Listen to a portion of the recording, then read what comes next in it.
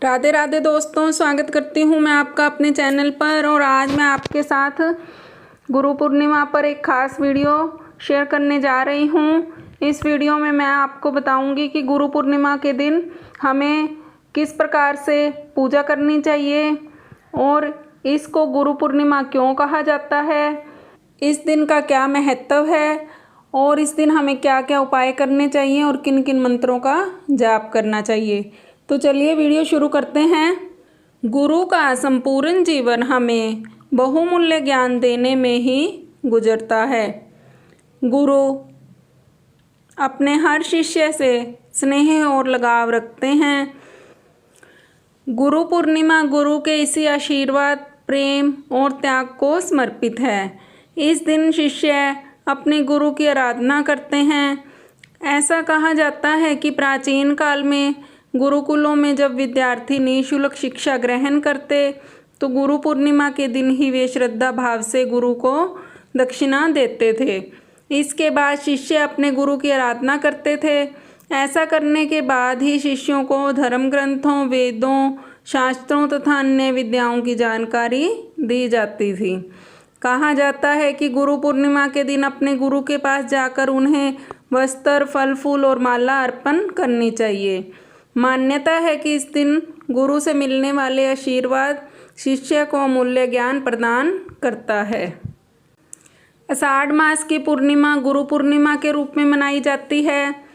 गुरुजनों के साथ साथ इस दिन भगवान विष्णु और शिव की भी आराधना की जाती है।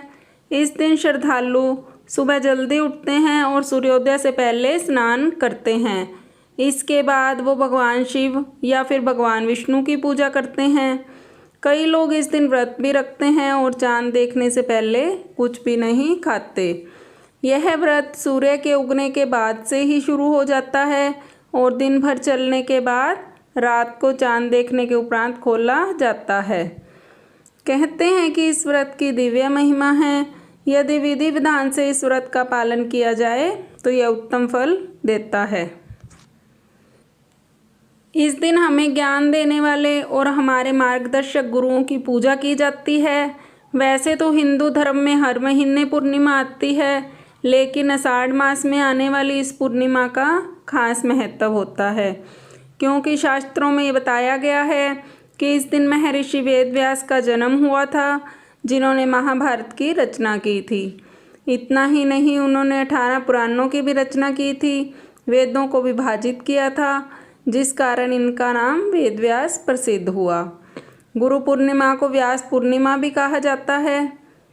इस दिन सुबह जल्दी उठकर स्नान करने के बाद व्यास जी के चित्र को फूल या माला चढ़ाकर अपने गुरु के पास जाना चाहिए और उन्हें आसन पर बैठाकर पुष्पमाला पहनानी चाहिए। फिर अपने गुरु के चरण स्पर्श कर उनका आशीर्वाद लें। यदि आपके गुरु आपके पास नहीं हैं तो उनकी तस्वीर के सामने सिर झुकाकर उनकी पूजा करें। इस दिन अपने गुरु को वस्त्र, फूल, फल व माला अर्पण कर उनका आशीर्वाद प्राप्त करना चाहिए।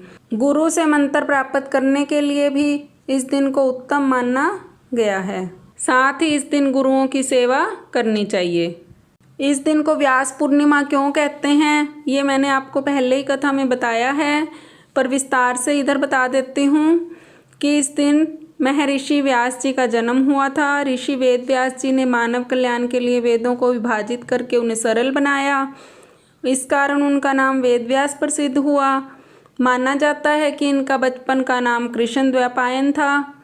इनकी माता मछुआरे की पुत्री सत्यवती और पिता ऋषि पराशर थे।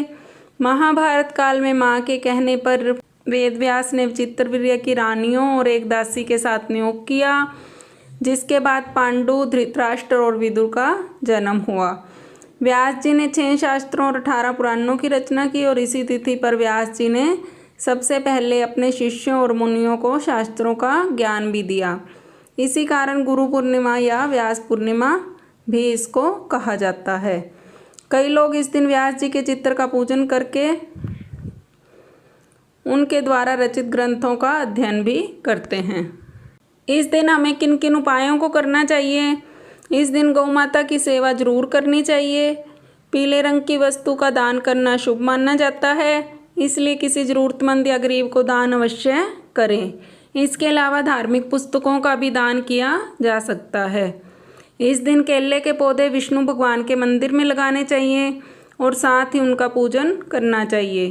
केसर का प्रयोग खाने में करना चाहिए और अपने माथे व जीभ पर भी इसे लगाना चाहिए।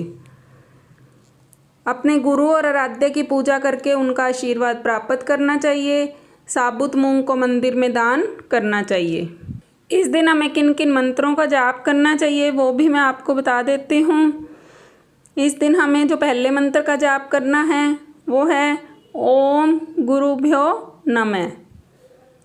सेकंड, ओम विदाहि गुरुदेवाय विद्महे परम गुरुवे धीमहि तन्नो गुरु प्रचोदयात्।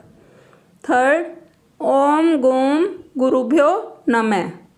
फोर्थ, ओम परम तत्वाय नारायणाय गुरुभ्यो नमः। तो इस तरह से हमें गुरु पूर्णिमा के दिन गुरु जी का पूजन करना चाहिए, मंत्रों का जाप करना चाहिए और जो उपाय मैंने आपको बताए हैं उन उपायों को अगर आप करते हैं तो आप पर गुरु जी की कृपा और भगवान की कृपा हमेशा बनी रहती है। तो दोस्तों, आपको मेरी वीडियो कैसी लगी मुझे कमेंट बॉक्स में ज़रूर बताएं। अगर आपको मेरी वीडियो अच्छी लगे तो मेरी वीडियो को लाइक कीजिए, शेयर कीजिए और मेरे चैनल को सब्सक्राइब करना मत भूलिए। पास में लगे बेल आइकन को ज़रूर दबाएं जिससे कि आने वाले नए वीडियो की नोटिफिकेशंस आपको सबसे पहले मिल पाए। Thanks for watching. मिलते हैं नई कहानी के साथ अगली वीडियो में। तब तक के लिए राधे राधे दोस्तों।